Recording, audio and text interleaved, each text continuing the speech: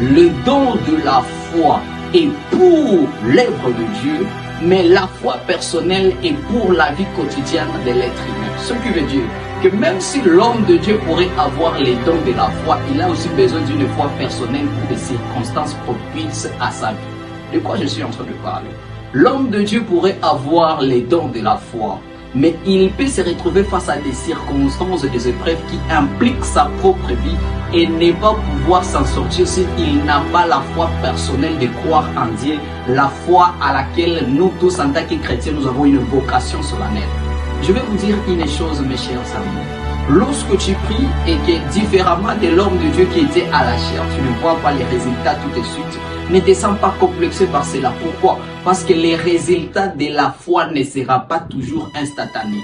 Le texte que nous avons lu dans Marc chapitre 11, le verset 24, le Seigneur est en train de nous faire prendre conscience d'une chose.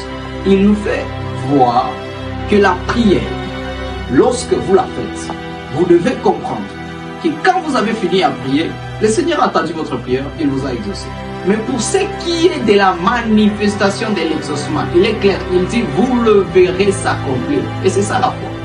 Vous le verrez s'accomplir. Et certaines personnes, lorsqu'ils prient, lorsqu'elles prient et qu'elles se rendent compte que, après avoir prié, la situation ne semble pas changer, elle est toujours la même, le même bataille, le même querelle, etc. La personne se dit qu'il est fort probable que sa foi ait un problème. Mais ce n'est pas un problème de ta foi, c'est un problème de la compréhension de la foi.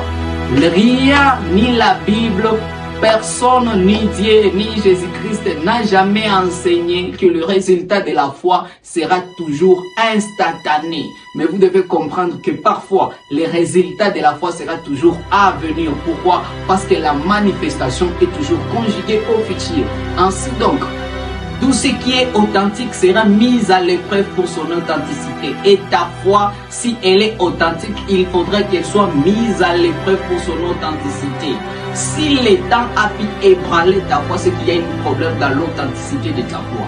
Si entre ta prière et la manifestation de l'exaucement de Dieu, il y a eu quelque chose qui a pu ébranler ta foi, c'est que ta foi n'était pas si solide et si authentique que cela. Voilà pourquoi souvent l'exaucement prend un temps. Pourquoi? Pour tester l'authenticité de ta foi. Pourquoi? Parce que tout ce qui est authentique devra être mis à l'épreuve pour tester son authenticité. Et ce qui met à l'épreuve ta foi, et oui, le temps en fait partie. Et je vous aime de l'amour du Seigneur. Merci beaucoup.